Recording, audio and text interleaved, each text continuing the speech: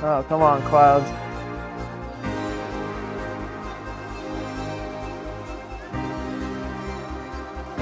All right. I'm getting something here.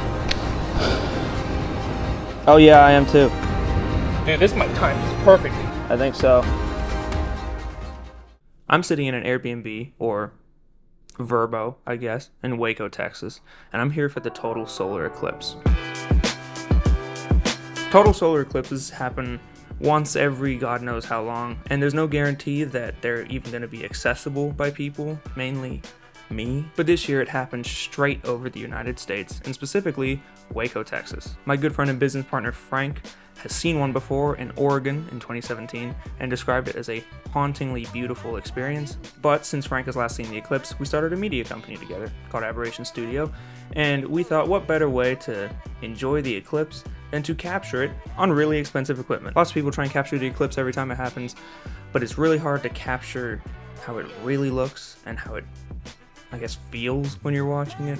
But that's why we're here. But there's a major problem. For the past few days, the weather forecast for Waco has been like horrible for the day of the eclipse. It was like, it's gonna be sunny, and then as soon as the day that's important, that something really cool is happening, it's gonna be really horrible weather. And avoiding this very situation was one of the major reasons that we chose Waco, besides the fact that nothing bad has ever happened in Waco, Texas. This part of the South is known for having clearer skies than the rest of the trail that the eclipse is on, so we just kind of hedged our bets on that.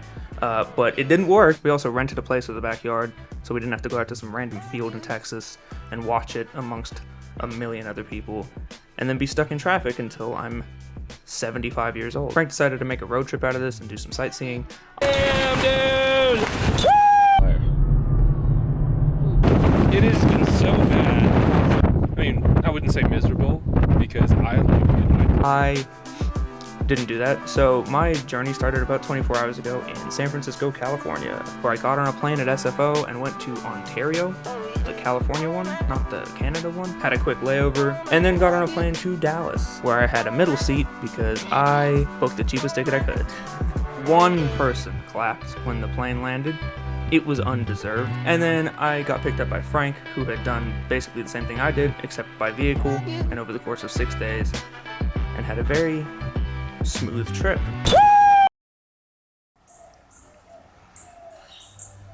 The day of the eclipse started off pretty cloudy, which was not great.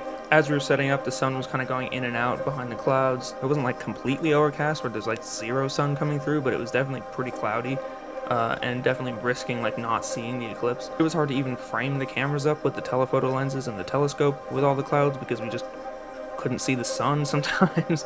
So it took a little longer than we had anticipated to get everything ready and prepped and ready and prepped. Got the old sports bra on.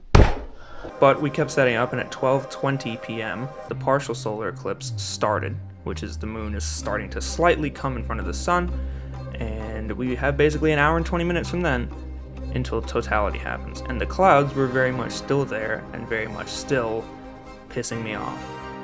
Oh, come on, clouds.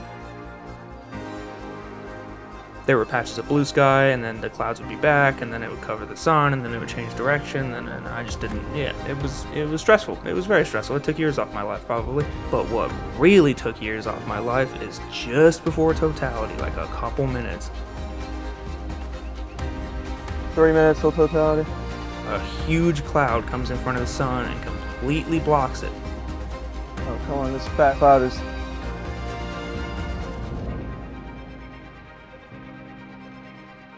Oh, come on.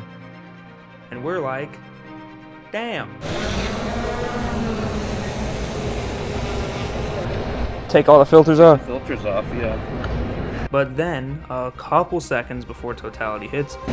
All right. I'm getting something here. Oh yeah, I am too. Dude, this might time this perfectly. I think so. Oh, come on. You couldn't write a better movie script. That cloud gets out of the way, the sun peeks from behind it, and totality happens. And over a year of preparation and planning,